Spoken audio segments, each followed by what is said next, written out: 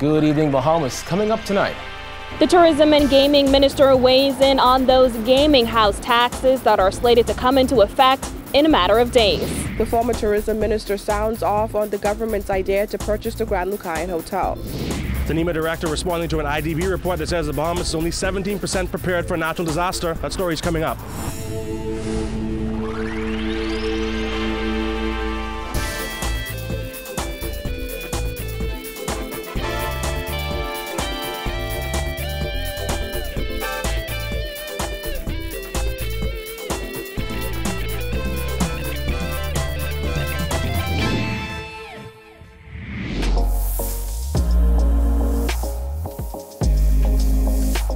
Our News is brought to you by Alive.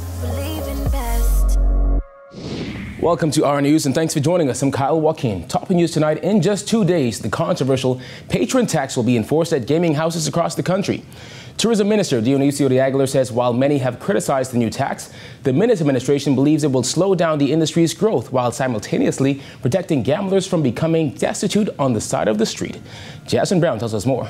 De Aguilar telling reporters today that time is up for those gaming house operators who have in the past insisted they are still not ready to implement the new tax scheme. De Aguilar, who supported the legalization of web shop gaming, said there's no good that comes from gaming. There's no good that comes out of gaming, right? I mean, people take their money and they gamble it. They don't create opportunities. They don't grow businesses. It's a risk. It's a game of chance. And Bahamians in huge droves are gaming. And the government's position is that this is not a productive use of your money. Go out there and start businesses and build homes. Don't go sit in a gaming house. He asserted the government had to step in for the sake of Bahamians. This is not good. This is getting out of control. So it behooves the government to use taxation as a mechanism to slow down this growth and to cause people to say, you know what, this is not a good use of my money. And to put it into productive things like paying your child's school fees, paying your rent, paying your important bills, your electricity bills, instead of going into a game of chance and wagering it and then being left destitute on the side of the street. The new tax structure was announced in the 2018-2019 budget communication. However, the introduction of this new tax has been put off several times to accommodate gaming houses. In May, the government announced that gaming patrons will see a 5% stamp tax applied on deposits and any non-online games or digital sales. It also implemented a sliding scale tax for the industry. A study commissioned by the Bahamas Gaming House Operators Association predicted the taxes would suck between $13.3 million and $19.9 million annually from the pockets of Bahamian gaming patrons and alter consumer behavior. FML Group of Company CEO Craig Flowers said recently the patron tax is a direct attack on the industry and suggested that at least 1/3 of the gaming industry will be lost due to its implementation. Web shop owners have called for the delay, insisting they needed to recertify web shop systems and games. De Aguilar said as far as government is concerned, they have had long enough. Sufficient time has now been afforded the gaming houses to prepare for the introduction of this tax. I mean, time will tell. I mean, I can't physically go into these companies and make them do it, but the law has been passed. The tax is to be collected. We've granted them concessions, concessionary period to roll out the necessary technology to allow for the easy collection of this tax. So I remain hopeful that they will bring it online on the 1st of September as mandated by the government. The Bahamas Gaming Operators Association plans to file a class action lawsuit. De Aguilar says web shop owners are entitled to do that. It's a free country. They can do whatever they wish, and that's the beauty of the Bahamas. You know, they're certainly entitled to their point of view. The government believes that they have an unalienable right to collect taxes. It's been passed by an act of parliament. If they feel that it's in some way damaging to their business or it's wrong for the government to collect the tax, they can certainly afford redress in the courts. Reporting for Our News, I'm Jasmine Brown. All right, thanks, Jasmine. Well, former Tourism Minister Obi Welchcombe is weighing in on government's deposit and plans for the Grand Lucayan Resort on Grand Bahama. With more on this, here's Giorgio Bain. As the discussion continues surrounding the government's idea to purchase the Grand Lucayan Hotel, former Tourism Minister and Minister for Grand Bahama Obie Wilchcombe says he feels as though the government is making a fundamental mistake and avoiding more practical ideas. The Prime Minister's revelation that the government is prepared to purchase the hotel has sparked public debate, with many calling it reckless and a tough sell. Well, today the former Minister of Tourism questioned why the current administration didn't choose to go with measures left in place by the previous administration. Immediately, I think the government could have re-engaged with Carnival. Carnival Cruise Lines had signed an agreement with the PLP administration of Mr. Christie. A major signing ceremony was held, and of course they had projected their proposed cruise port for East Grand Bahama as being one of the best in the world. They were intending to spend several $100 million. They were intending to open opportunities for Bahamians. They were intending to ensure that we had that sustainable growth and development annually. Wynn Group CEO Paul Wynn, who was in negotiations to purchase the hotel, but revealed that he opted out because he thought the final purchase price was too high. Regardless, Wilchcombe says the Minister administration didn't appear to try hard enough. I think the government's making a fundamental mistake right now by not going to Hong Kong and meeting with Hutchison Whampoa Group. They have to understand the culture. You have to understand the culture. You have to understand when they first came to Grand Bahama, their intent was really the cruise, the port for their container port. They weren't really interested in a casino or a hotel. When Christie administration took over in 2002, we agreed with them to begin that process because they didn't really want to do it.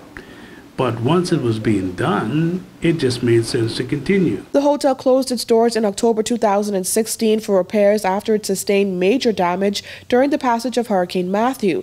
Nearly 1,000 persons lost their jobs. But according to Wilchcombe, the government needs to get more airlift into Grand Bahama and stop trying to make Grand Bahama into New Providence. You have to think about the entire tourism plan of Grand Bahama.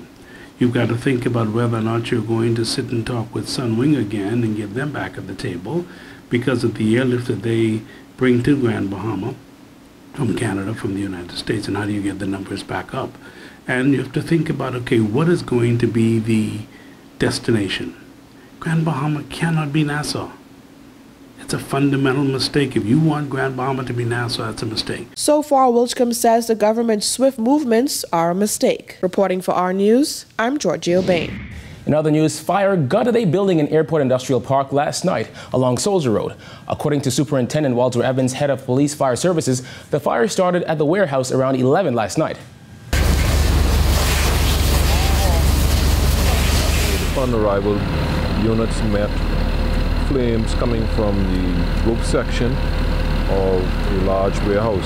Officers quickly controlled the fire, and also officers were able to ensure that the fire did not affect any of the nearby structures which are either on the eastern or the western end.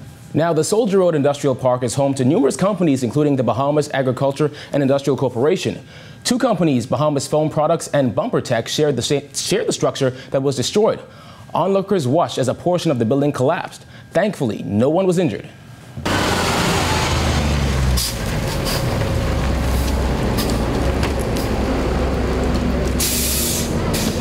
So you can say that due to the severe heat, the eastern portion of the structure had suffered a collapse, and also the western area, the top section, due to the extensive heat, portions of that building had sustained warping. This was a metal structure, a single story, and at this stage what we can say is that from all accounts, the entire facility has been destroyed, the building and its contents.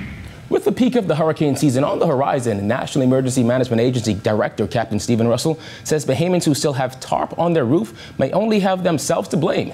Jared Hicks tells us more.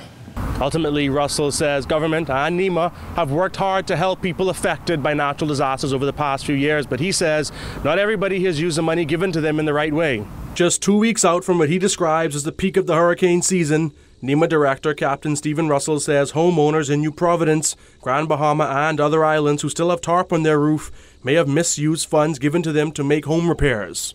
When you see blue tarps still a year after, from hurricane, or a year and a half after Hurricane Matthew, again, you have to wonder why people still have tarps. The people would have gotten funds, but they've redirected their funds to other things, okay?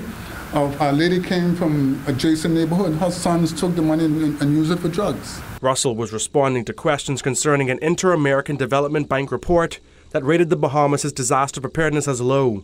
While Russell says there were positive takeaways from the report, he admitted that it's been a challenging past few years on the disaster preparedness front. 3 years back-to-back major storms. You know, a government is struggling just to catch up.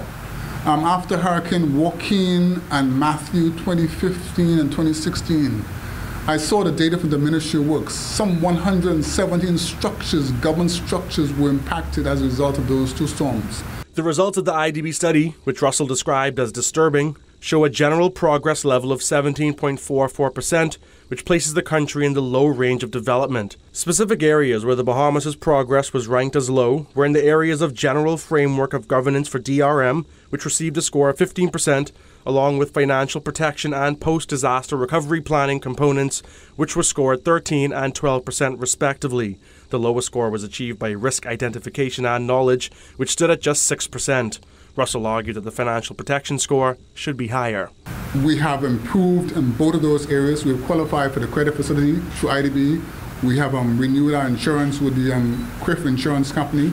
So those elements were not included in the assessment. The report also criticized utilities regulators for failing to have disaster risk management requirements. Russell says those entities, which don't come under his purview, will have to step their game up. Reporting for Our News, I'm Jared Higgs.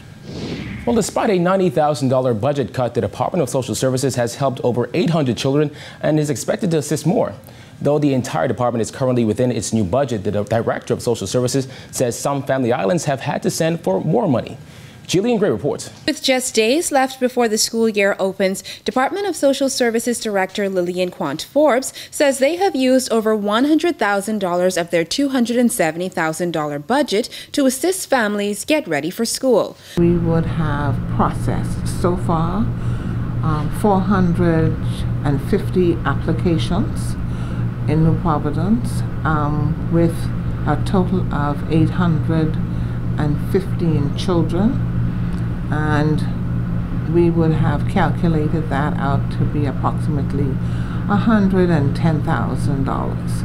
Quant-Forbes says along with the 450 applications processed in New Providence, there have been 93 applications processed in the Family Islands. However, over in Grand Bahama, almost 300 applications are still awaiting approval. The Social Services Director said all branches of social services are trying to stay within their budget. Everybody is trying to make sure that they're coming under or within their budget allocation, but still being able to say, listen, because we've gotten a call just earlier this week to say the allocation for my island has run out, but I'm holding X amount of applications. Please, please, please. And so we had to then say, let's look at it, and then let's see how best we can send them some additional funds. Despite the $90,000 budget cut, the Social Services Director said the department should be able to fulfill its obligations. She added that she's been assured by the Social Services Minister that if additional funding is needed, he's prepared